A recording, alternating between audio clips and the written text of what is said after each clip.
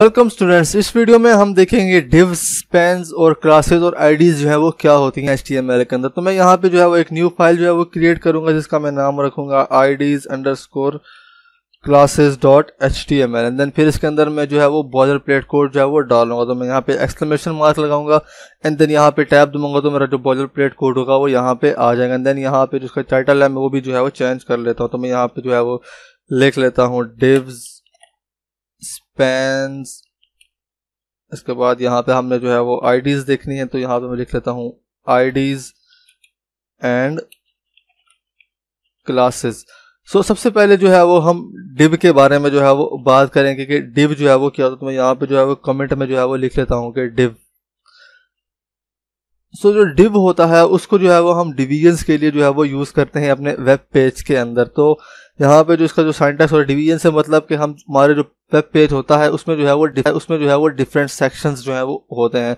For example मैं यहाँ पे जो राइट साइड में मेरा गूगल का पेज खुला हुआ है तो यहाँ पे आप देख सकते हैं सबसे पहले जो है वो ऊपर टॉप नेविगेशन बार है, देन यहाँ पे जो है वो ये मेन एरिया है जहाँ पे सर्च बार है, देन यहाँ पे जो है वो डिफरेंट बटन्स हैं, देन यहाँ पे नीचे आ जाते हैं तो जो दो फुटर्स वगैरह हैं। तो यहाँ पे अगर हमने डिवीजन करनी है तो हम जो है वो डिव्स का जो है वो यूज़ कर सकते हैं। लेकिन जो HTML5 है उसके अंदर जो है वो हमें सिमेंटिक टैग्स भी जो है वो मिलते हैं। सिमेंटिक टैग्स क्या होते हैं वो हम आगे आने वाली वीडियोस में जो है वो देखेंगे। लेकिन अभी के लिए जो है वो हम डिवीजन्स के साथ अगर हमने सेक्शंस बनाने हैं तो हम उनके साथ जो है वो आईडीज का जो है वो यूज़ करते हैं। तो आईडी जो है वो एक स्पेशल नाम होता है जिसके ज़रिए से हम जो है वो किसी भी जो सेक्शन है उसको CSS में जो है वो सिलेक्ट करते हैं, देन फिर उसके ऊपर जो है वो स्टाइलिंग जो है वो अप्लाई करते हैं।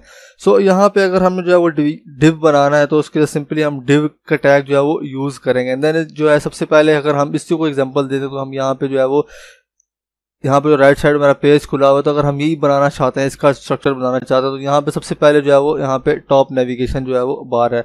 तो अगर हम यहाँ पे इसको आईडी दे देते हैं, यहाँ पे लिख देता हूँ आईडी एंड देन यहाँ पे इंटर दबाऊंगा एंड देन यहाँ पे जो है वो हम इसको कोई आईडी जो है वो स्पेसिफाई जो है वो कर देते। तो मैं यहाँ पे जो है वो यहाँ पे लिख देता हूँ नेव बार एंड देन इसके अंदर जो है वो हम जो है वो डिफरेंट जो कंटेंट्स होंगे वो हम जो है वो लिख लेंगे। तो यहाँ पे आप अगर हम देखें तो यहाँ पे जो है वो दो लिंक्स हैं, एक यहाँ पे जो है वो दो आइकन्स हैं।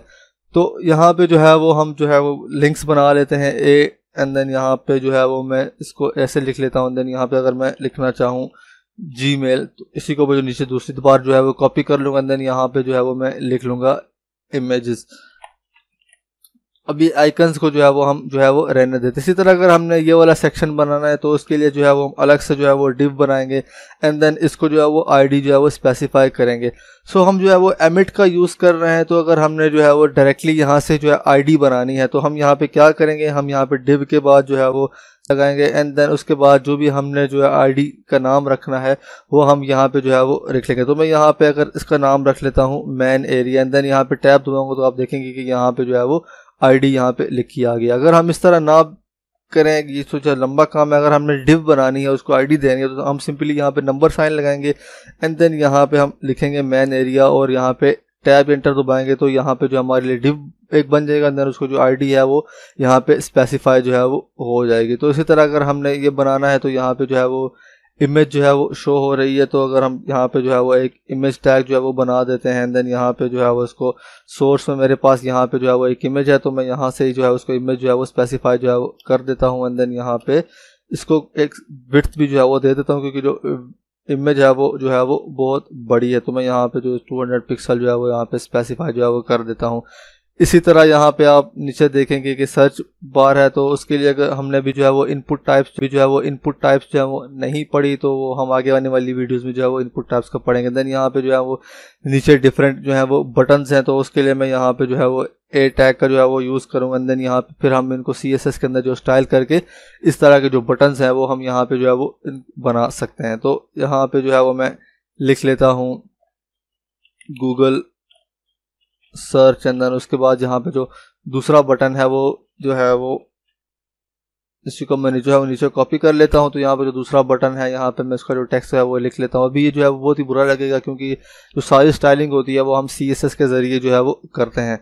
तो मैं यहाँ पे जो है वो लिख लेता हूँ आई एम फीलिंग, यहाँ पे फिर हम लिख लेते हैं I am feeling lucky, LUCKY, sorry and then उसके बाद यहाँ पे अगर हमने जो है वो नीचे वाला जो सेक्शन बनाना है तो उसके लिए जो है वो हम अलग से जो है वो एक डिव बना सकते हैं, जिसको हम जो है वो फुटर या डाउन नेविगेशन की जो है वो आईडीज वगैरह जो भी आप आईडी का नाम रखना चाहें वो आपके ऊपर होता है, आप कोई भी नाम जो है वो रख सकते हैं। तो मैं यहाँ पे अगर बनाना चाहता हूँ फुटर एंड देन यहाँ पे जो है वो मैं टैब दबाऊंगा तो मेरा जो है वो एक डिव जो है वो बन जाएगा। देन इसके अंदर यहाँ पे आप देख सकते हैं डिफरेंट लिंक्स जो हैं, तो अगर हम यहाँ पे जो है वो डिफरेंट लिंक्स जो है वो डालना चाहें तो हम यहाँ पे जो है वो डाल सकते हैं। लेकिन एक्चुअली जो ये लिंक्स है ये एक अनऑर्डर्ड लिस्ट है, उसके अंदर फिर एल एलिमेंट्स के अंदर जो है वो एंकर टैब्स को जो है वो रैप किया हुआ है। लेकिन अभी हम सिंपल जो है वो डिव्स को जो है समझ रहे हैं, लेकिन हम इतनी डिटेल में नहीं जाएंगे कि ये जो वेब पेज है ये किस तरह से जो है वो बना हुआ है।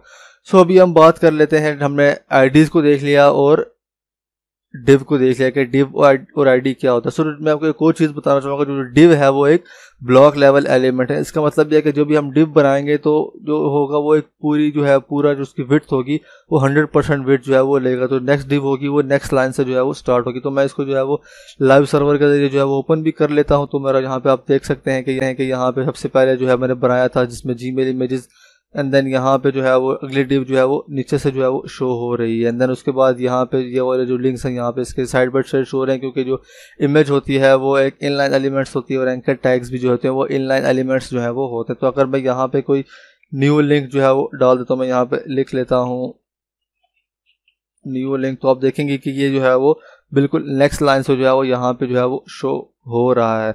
सो मैं आपको एक और चीज़ बताना चाहूँगा कि जो हमारी आईडीज़ होती हैं वो हमारी एक पेज के ऊपर एक नाम से जो है वो एक ही आईडी होगी।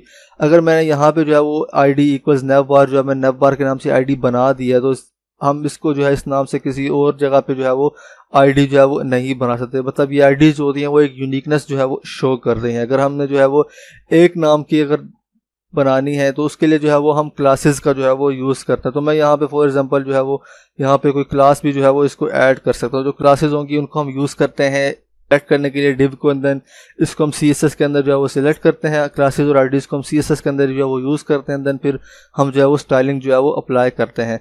तो यहाँ पे हम डिफरेंट क्लासेस जो है वो अप्लाई जो है वो कर सकते हैं। अगर मैं यहाँ पे जो है वो इसको अप्लाई करना चाहूँ, मैं यहाँ पे कोई इसको जो है वो कार्ड की जो है वो है क्लास देना चाहूँ, इसी तरह अगर मैं यहाँ पे इसको भी जो है वो कोई कार्ड की क्लास देना चाहूँ तो मैं इसको भी जो है वो देख सकता हूँ। मतलब जो क्लासेस होती हैं वो हम जो है वो मल्टीपल जगह पे जो है वो एक ही नाम की क्लासेस जो है वो अप्लाई जो है वो कर सकते हैं।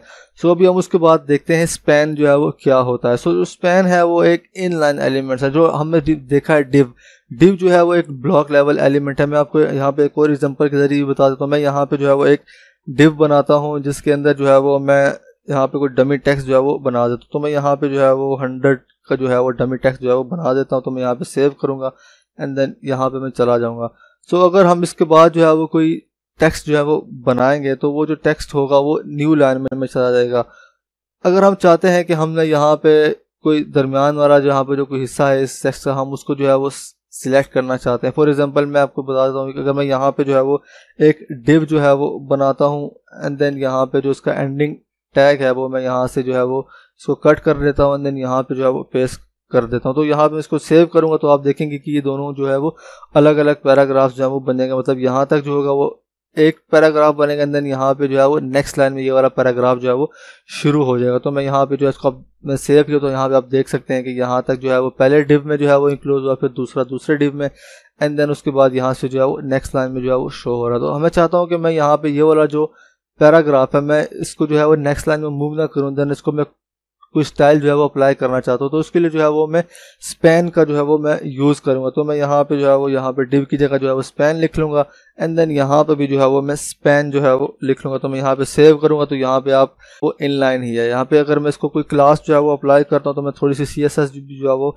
इसके ऊपर आपको अप्लाई करके जो है वो बता देता हूँ। तो मैं यहाँ पे इसको कोई क्लास में जो है वो नाम रख देता हूँ। मैं यहाँ पे इसका नाम रख लेता हूँ स्पेशल के नाम से जो है वो मैं क्लास जो है वो बना देता हूँ। तो मैं यहाँ पे जो है वो इसकी कोई CSS जो है वो मैं इसके ऊपर अप्लाई कर रहा हूँ। तो अभी आपने CSS के बारे में जो है वो इतना परेशान नहीं होना, नेक्स्ट सेक्शन होगा उसके अंदर जो है वो हम डिटेल से CSS के बारे में जो है वो पढ़ेंगे। तो मैं यहाँ पे जो है वो सिलेक्ट करता हूँ उस स्पेशल क्लास को एंड देन यहाँ पे जो है वो मैं उसको कोई बैकग्राउंड जो है वो कलर दे देता हूँ। मैं यहाँ पे जो है वो रख लेता हूँ ब्लैक रख देता हूँ एंड देन जो टेक्स्ट का कलर होगा मैं जो है वो वाइट जो है वो कर देता हूँ। तो मैं यहाँ पे लिखूँगा वाइट।